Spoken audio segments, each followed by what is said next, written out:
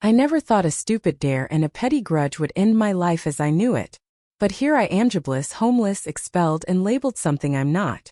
Her name is Lila. She's 19, loud, spoiled, and has always had a problem with me dating her sister. At first, I thought it was just overprotectiveness or the usual sibling rivalry. I tried to brush it off, even laugh when she'd roll her eyes or make passive-aggressive comments like, "He's not that cute," or "Sophia always picks needy guys." But I never expected she'd go this far. Sophia, my girlfriend, ex-girlfriend, now was the love of my life. We met sophomore year of college. She was studying literature, I was doing architecture. Our relationship had always been one of balance. Where I overthought, she dreamed. Where I stressed, she laughed. Lila lived with her part-time since their parents were going through a divorce and didn't want to deal with her. So, naturally, I was around Lila a lot too. Things started to shift last spring. It began with little things: Lila accidentally walking in on me changing in Sophia's room, or showing up to our movie nights in way too short pajamas. I'd get uncomfortable, excuse myself, and later mention it to Sophia, who'd just say, "She's young, stop overthinking." I tried. God, I tried. But something about the way Lila looked at me felt deliberate. Then came the night that destroyed my life. It was a Saturday. Sophia was working a late shift at the campus cafe, and I had come over early to surprise her with dinner. Lila answered the door wearing a silk robe and smirked like she knew something I didn't.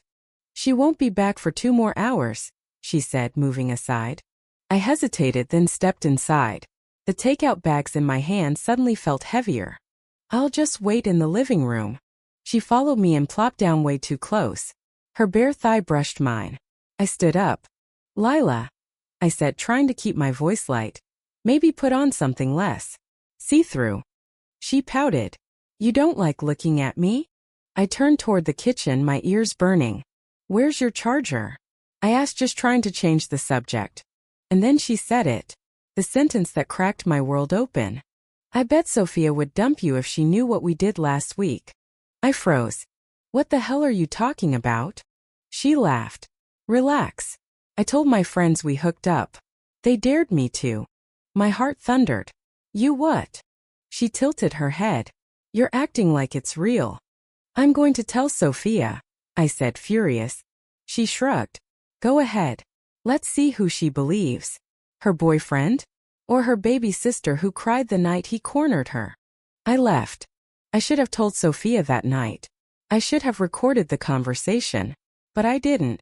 I couldn't believe someone would go so far for attention. I thought maybe it'd blow over. But it didn't. 3 days later, I got called into the campus Title IX office. There'd been a report of inappropriate conduct toward a minor guest in a student dormitory. The accusations matched what Lila had teased but rewritten with horrifying detail. I denied everything. They asked for proof. I had none. There were no cameras in the apartment. No witnesses. Lila's friends backed her story. Sophia wouldn't talk to me. They suspended me pending investigation. My name spread around campus like wildfire. My internship with a local firm dropped me to preserve client confidence. Friends stopped calling. Even people I thought were loyal gone. When I finally reached Sophia, she looked shattered. "She told me she has nightmares," she whispered. "She said you made her promise not to tell." I don't know what to believe, Alex. But I can't be near you right now. I begged her to remember who I was, what we had. But she just cried harder and shut the door. The investigation dragged on for months. No criminal charges were filed, there was no evidence, but the college still expelled me under their preponderance of evidence clause. I appealed. Denied. I moved back home. My parents tried to be supportive, but the tension was thick. My dad half believes I'm guilty. My mom cries when she thinks I'm asleep. Then came the twist I never saw coming. One of Lila's friends, Maya, messaged me out of nowhere. She asked if we could talk. I met her at a park near campus. She looked uncomfortable, kept checking over her shoulder. "I can't live with it anymore," she said. She made it all up. I blinked. "What?" She was jealous of how Sophia looked at you. She said if she couldn't have your attention, nobody should. It was supposed to be a joke at first. But when you didn't react the way she wanted, she doubled down. Maya handed me her phone. There were text screenshots of conversations with Lila. One read, It'll be hilarious when he gets kicked out. Watch Sophia cry like a baby. Another said, if he tells anyone, I'll fake tears and say he touched me. I stared, feeling like I was outside my body. I asked Maya why she was coming clean now. She started talking about doing the same thing to another guy. She whispered. She thinks it's funny. I don't. I'm done lying for her. I used the screenshots to file a defamation complaint and appealed my college's decision again. Still pending. Sophia found out about Maya's confession. She came to see me last week. Her face was pale, eyes red. I didn't want to believe her, she said. I just couldn't wrap my head around someone lying like that. She asked if I could forgive her. I told her I didn't know. Because here's the truth, me life is still destroyed. My name still raises eyebrows. My degree's still revoked. And even if justice comes tomorrow, nothing will undo the months I've spent being called a predator. So yeah, ITA for not wanting to forgive her? For being angry at a system that failed me? For hating a teenager who weaponized trust? You tell me. Sophia didn't leave right away. She just stood there in my parents' front yard, hugging herself, staring at me like she was searching for a trace of the boy she used to know. Part of me wanted to pull her into my arms, to rewind time to when we used to dream about moving to New York, me designing buildings and her writing poetry. But another part of Meth louder part was screaming inside. Screaming about the betrayal. About the silence. About how she, of all people, chose to believe Lila over me. I never thought she was capable of something like this, Sophia said, her voice shaking. Even when we were kids she lied sometimes, sure. But this I didn't know she could be cruel. I didn't say anything. I'm sorry, she whispered. I looked at her then. Really looked. She was thinner. Her eyes were hollowed out by guilt and insomnia. And yet, all I could think about was how, in the moment when it mattered most, she didn't even ask me. She just believed Lila. Why didn't you come to me? I finally asked. She blinked. What? When she told you that garbage, why didn't you even ask me if it was true? You didn't yell. You didn't cry. You didn't even call. You just disappeared. She looked down. I was scared. Of me. No, she said quickly. Of the idea that maybe I was dating a monster. And of the idea that I wasn't. Because if she lied, then that meant my own sister could destroy someone's life for fun. And I didn't want to live in a world where that was true. There it was. The cowardice. The privilege of emotional distance. She didn't want to face the horror, so she let me become the villain in her mind. Easier that way. I don't hate you, I said flatly. But I don't know who you are anymore. She nodded slowly, tears running down her face, but she didn't argue. She just whispered, you deserved better. And left. The door didn't slam. The moment didn't explode. It just closed. Quietly. Finally. The appeal process with the university was hell. Despite Maya's screenshots, the university's legal team pushed back hard. They questioned the authenticity, claimed that even if the messages were real, it didn't automatically prove intent. That Lila could have been exaggerating. That student safety remained their top priority. I hired a lawyer using what little savings I had left. My parents offered to help, but the tension at home was unbearable. My dad still wasn't sure what to think. He'd nod politely but flinch when my phone buzzed or if I raised my voice. My mom hovered constantly, asking if I was okay every 15 minutes like I was made of glass. The worst part? The loneliness. People talk about isolation like it's some kind of peaceful silence. It's not. It's a gnawing, desperate ache. My old friends stopped replying. My LinkedIn inbox was full of "we regret to inform you" messages. I tried applying for a retail job, even a janitorial position. No one wanted the guy with a viral Reddit thread calling him a predator even if it wasn't true. Then, something unexpected happened. Maya came forward publicly. She wrote an open letter to the college board.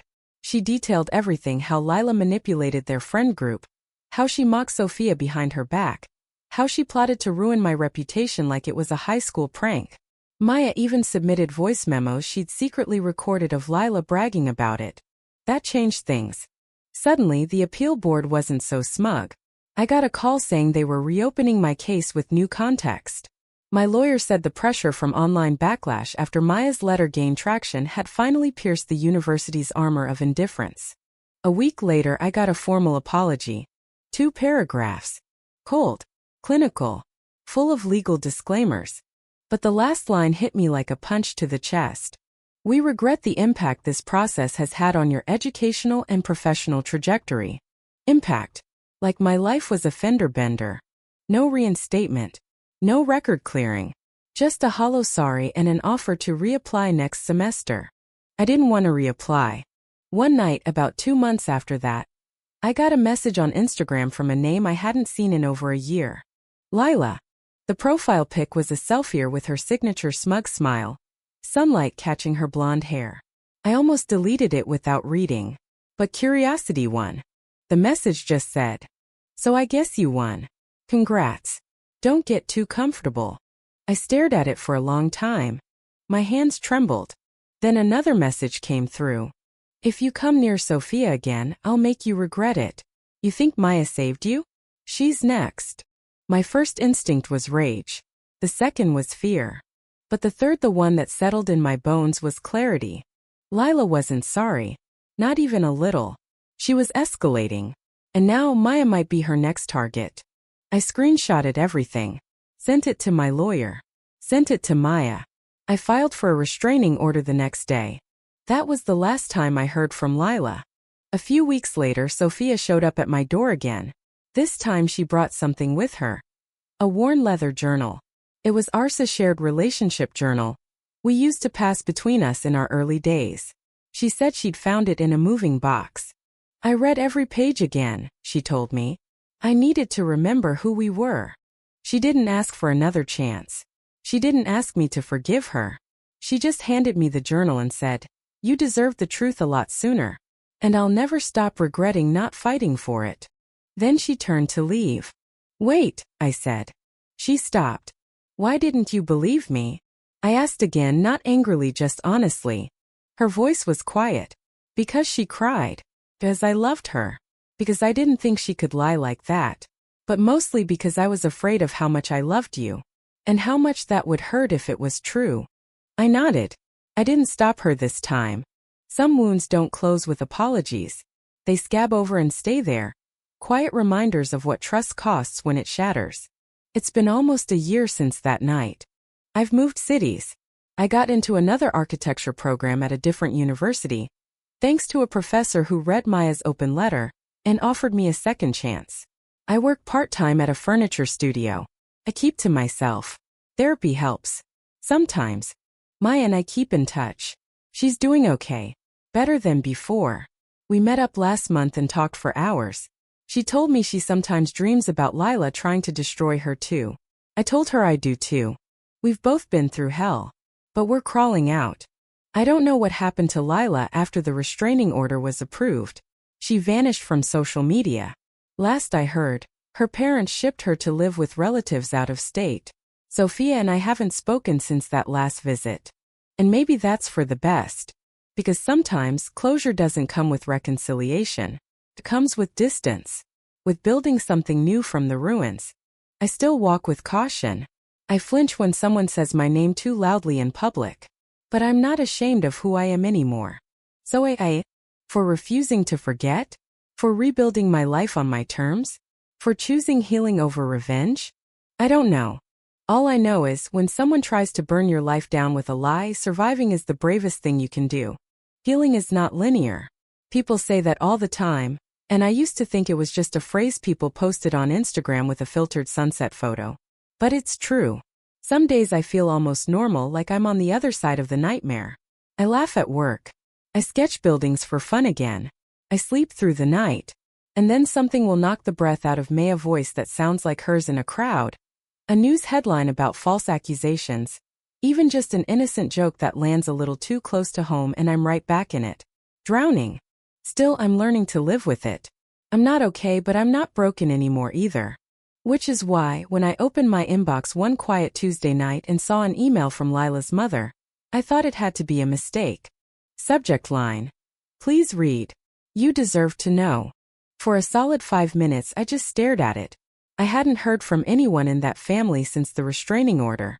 I had no idea where Lila was, or if Sophia had ever told her parents the truth. Part of me didn't want to open it. But curiosity, or maybe that same craving for closure that always finds a crack, made me click. The email was short, almost clinical. Dear Alex, I know we've never spoken. I'm Lila and Sophia's mother. I recently learned about everything that happened last year. I don't know what I can say that would matter at this point, but I feel I owe you at least one thing. The truth. Lila has been hospitalized. She was admitted to a psychiatric facility after a violent incident at her school. She is being diagnosed and treated, and she will likely not be returning home for the foreseeable future. I have read Maya's letter. I believe every word. I am deeply sorry for what my daughter did to you. I don't expect you to forgive her or us, but I thought you should know. Sophia does not know I'm writing this. I'm sorry. Helena Carter. I read it twice. Then I read it again. Hospitalized. Diagnosed. Violent incident. I felt no joy. No vindication. Just a strange numbness that crawled into my bones. And then beneath it all, something new: grief. Not for her exactly, but for all the lives she touched and broke, mine, Sophia's, her own. For how many people would never trust the same again? For how many would always carry invisible scars from someone else's game? That night I lay in bed staring at the ceiling, wondering if I should respond. What would I even say? Thank you? I don't care? Why now? In the end I didn't reply. But her words stayed with me. 2 weeks later I got another surprise. Not an email. A letter. An actual handwritten letter. In shaky cursive. No return address. But I knew the handwriting instantly. It was from Sophia. Alex, I know I said goodbye. I meant it. But I also promised you once that I would never let fear be the thing that guides my decisions again. So I'm writing this not to fix what we broke, but to finally say the things I couldn't before. You didn't deserve what happened to you. I know that sounds obvious now, but it took me a long time to admit that I chose comfort over truth. I let her tears erase your voice. I let her lies become the story I lived in. And I watched you suffer because I was too afraid to confront the version of my sister that didn't fit inside the one I'd created in my head. I don't expect forgiveness. I just want you to know I remember you. The real you. The one who danced in the kitchen while making pasta. Who read my poems like they were Shakespeare. Who held my hand when my parents split and didn't say a word, just stayed. I carry the weight of what I didn't do. I will carry it for the rest of my life. I hope you find joy again. I hope you design the skyline of your dreams. I hope one day when someone says your name it's with awe, not suspicion. I loved you, Alex. And I'm sorry. It was the most beautiful and painful thing I had read in months. I didn't cry. Not right away. But I held the letter like it was fragile. Like it could break if I moved too fast. And for the first time in a long time, I let myself feel everything all at once. There was one more twist to come. It started with a knock at the studio where I worked. A young woman, probably early 20s, walked in, clearly nervous. She looked like a student. She asked for me by name. I read your story, she said. On Reddit. And then I read Maya's post. I didn't know where else to go. Her name was Nadia. She'd gone to the same community college Lila had been transferred to after I was expelled. And she had a story too. She did it again, Nadia said, eyes wide. To another guy. Same pattern. Flirty texts. A kiss he didn't initiate. Then a meltdown. Accusations. Expulsion. It all unraveled 2 weeks ago. Apparently, Lila had targeted a quiet kid named Theo. Nadia had seen the whole thing unfold, and this time she'd spoken up sooner. Administration was now reviewing the incident. Lila's hospitalization had happened shortly after the exposure. She's sick, Nadia said, shaking. But the damage she did, I saw Theo. He looked like a ghost. That's when it hit me. I wasn't the only one. I was just the first. That realization changed something in me. The rage that I'd tried to suppress, the bitterness that clung to my ribs, it didn't go away. But it softened into something else, purpose. If I couldn't go back and erase what happened to me, maybe I could help others like Theo. Maybe I could be the voice I never had. I asked Nadia if Theo might want to talk. She said he'd probably be too scared. I told her I understood. But a few days later, I got a message in my inbox. Subject line: I believe you. It was from Theo. We met for coffee. We talked for 4 hours. And when we stood to leave, he said, "I thought I was crazy. Or cursed. But you made me feel sane again." I walked home that night under the city lights, and for the first time since that awful day in Sophia's apartment, I felt like maybe I wasn't just surviving. Maybe I was healing someone else too. A few months later, I was asked to speak at a panel on campus safety and wrongful expulsion. I almost said no. The idea of standing in front of strangers and reliving the worst days of my life made my skin crawl. But then I thought about Theo, about Maya, about the silence that nearly buried me. So I said yes. And when I stood up there, hands shaking, voice trembling, I told the truth. All of it. I didn't sugarcoat the pain. I didn't pretend to be over it. But I spoke with clarity, and strength, and fire. Afterward, a young woman came up to me and said, "That was the bravest thing I've ever seen." I didn't feel brave. But maybe that's how healing works. Maybe it's not about the scars disappearing but about learning how to live with them in the light. Life didn't suddenly become easy after the panel. There was no miracle job offer or nationwide apology tour. But something did change. People started listening. After my speech, I was contacted by a small nonprofit that works with wrongfully accused students. They asked if I'd be willing to join a mentorship initiative they were launching, just a few video chats a month with students struggling with isolation, confusion, or injustice.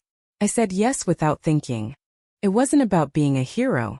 It was about no one else feeling as alone as I had. In the following months, I spoke with 4 different students. One of them had been kicked out of their sorority after a false rumor. Another had been accused of stealing research ideas and banned from their department. 2 were in similar shoes as mine, one falsely accused of harassment, the other ostracized by peers after a breakup spiraled into slander. Each call reminded me how fragile reputations are. How a single sentence, a twisted version of a moment, can reshape someone's entire existence. But it also reminded me how resilient people are. Every one of them was still fighting, still waking up every day despite the weight pressing down on their chest. We were all survivors in different ways. I didn't tell most of them everything that happened to me. I didn't need to. Just being the compassionate, without judgment was enough.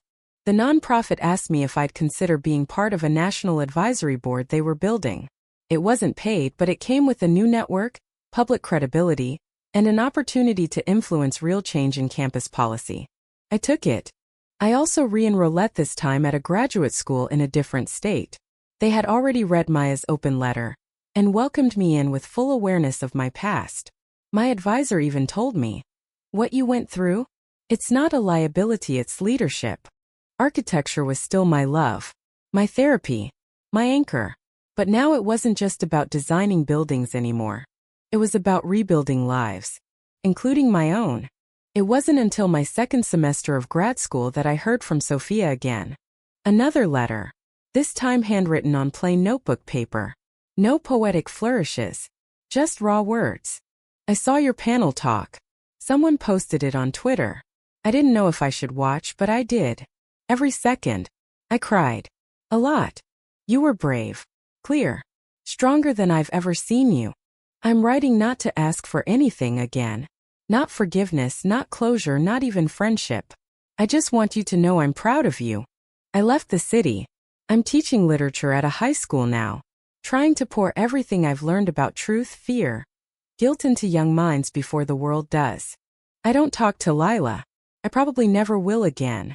I still wrestle with that. But sometimes love means protecting others, not indulging family. I think about you every time someone tells me they feel invisible, or misjudged, or unheard. Thank you for surviving. Thank you for speaking. No return address. No contact information. Just her name signed softly at the bottom. I folded it and kept it in the back of my sketchbook. Not to read, just to remember. In May, something unexpected happened. I was contacted by the university that had expelled me, the same one that had written me off with 2 paragraphs and no accountability. Their board had undergone a change in leadership. Apparently, public pressure and media attention following Maya's story, and the panel talk had prompted re-evaluations of past procedures. They invited me to return, to finish my degree, and to speak at graduation. My first instinct was to laugh. My second was rage. But the third was curiosity. So I called their new dean. He was apologetic, thoughtful. He didn't excuse the past but admitted the process had failed me. "I can't undo what was done," he said. "But I'd like to offer you a platform to help others if you're willing." I thought about it for a week. And then I said yes. Not because I needed their validation, but because I wanted the students still walking those halls to know your truth matters, even when no one believes it. Graduation day was surreal. I wore the same gown I'd bought 2 years before, the one I thought I'd never get to use.